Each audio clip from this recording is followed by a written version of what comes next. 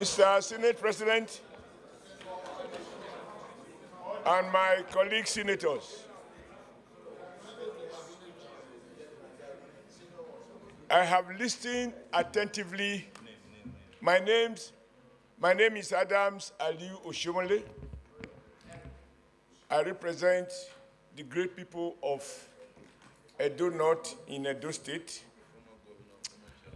And the only thing that I used to campaign to get to this house is my name, my pedigree, and my integrity. Some may have gotten here because they had resources. I got here because I had made a name.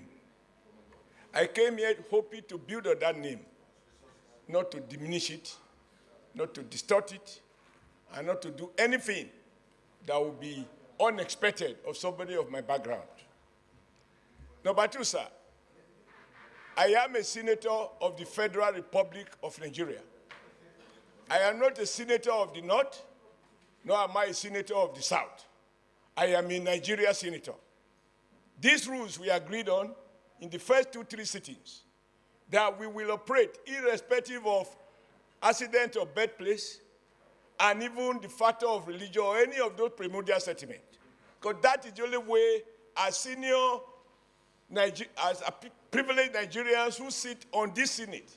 I don't know anyone here who started this work on the floor of this Senate. We all have our various backgrounds, which our people must have seen and found us worthy of being elected.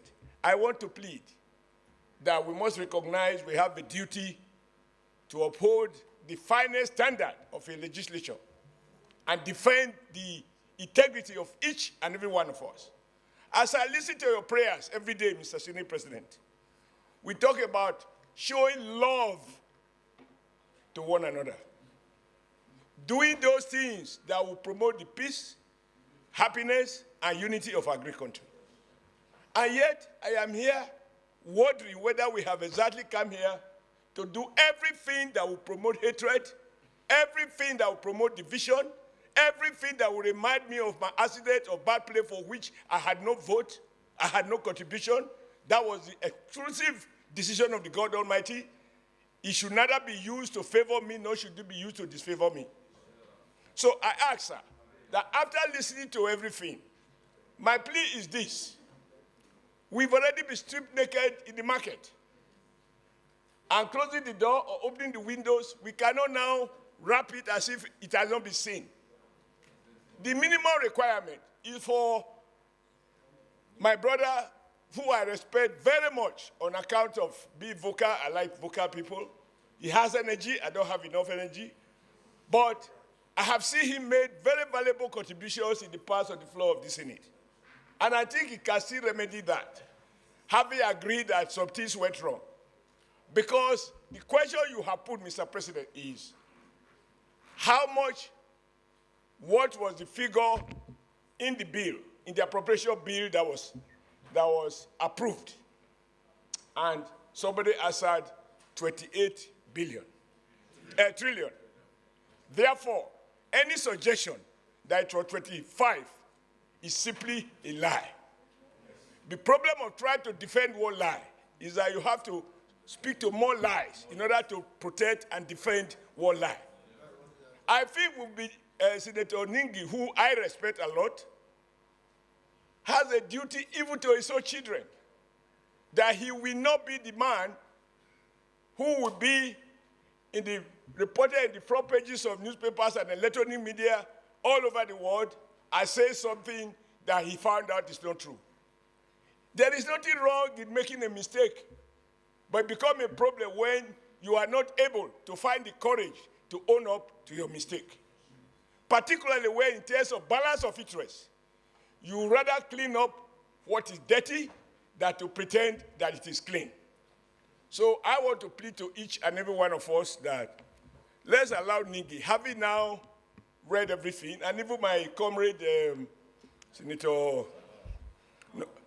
Kau, who posted something, he said it was for northern governors, northern senators. Even he knows that northern senators deserve to be told the truth. Notable senators did not form association for the spreading of falsehood. It is meant to promote the unity of the North and justice and fairness, which can only be founded on the basis of facts and truth. So if all of these errors have taken place and all of us have become suspect in the Nigerian bar of public opinion, the way to go, in my view, is for both of them to recount what they have said and to say that they didn't say so, or if they said so, that they made a mistake of the head, not of the heart, and ask that they be forgiven. Because it is already in the market. You can't pretend it never happened. I associated myself completely with the very, very valuable and articulate presentation of Senator Sani, I believe, of Niger State, and several other very valuable contributions. But let us remember, each time we try to destroy any one of us, we are destroying all of us. Because if one lacks integrity, and we are found to associate with anyone who lacks integrity, they say it is birds of the same feathers that flock together. May that not be our portion. Mr. Senate President, this matter needs to be treated in a manner that will restore the confidence of the Nigerian people in the institution of the National Assembly. Thank you, Mr. President. South. I've listened. Most of us have spoken. I don't need to remind us that we are senators. I don't need to also remind us that we are here as brothers and member of the highest body, that's the Senate. We are here having in mind also that we can disagree, but to agree. In fact, it is common in legislation to even go to the extreme, throwing chairs because tempers rise. But when it comes to the totality of the image of the Senate, we should be careful. It is not about Ningi now only. If we are talking about Ningi in this room, but it is about all of us outside. This thing has happened. It has happened. And Ningi was wrong. It was wrong. In the first instance, if you all remember, this thing reared its head before. When, after presentation of the budget, there were allegations from the North that it was skewed in favor of the South. And the figure was even posted on our platform, the Northern Senators Forum, by Wadada, and I spoke to him this morning. The total capital in there was 8.9 or thereabout, but the total of the said skewedness total to 15 trillion. And I told them, from the word go, this thing is wrong. So it died down. When we engaged the senators, the consultant, it was agreed by the Northern Senators, quite okay. And after that, Kau and Ningi approached me and told me that there are certain things in the budget that were not right.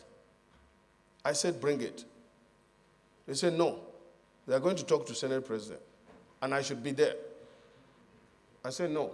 If you are sure that the North has been so changed, put the figures down and let's go public.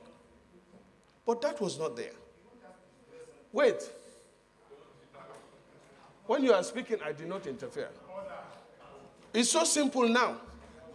My chairman wanted to go out yesterday. My chairman wanted to go out yesterday. He called me. We are doing a press conference. I said, on what? He said, on this budget. I said, did you get the details that they are talking about? You said, no. I begged you not to talk. That we are coming here today, get ready with your papers, and put it before our colleagues. He did a wonderful job by even tracing where the so-called 3 trillion has gone. What I'm expecting from us, please, is to move forward. And how do we move forward? I told Ningi in here that he made a mistake, that he should stand up and apologize to us first, then apologize that, look, this even figure that I'm looking for, 3 trillion, is here. I'm sorry for the embarrassment I've called. That is what I'm suggesting. Please, distinguished colleagues, some of us, or majority of us, are here new, as we said. Okay. Yeah, it's not new because you are 10 months old or more.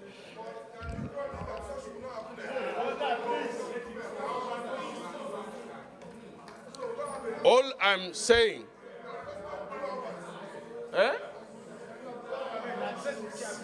look, if I don't forget that I'm the chief whip, I'll carry whip now.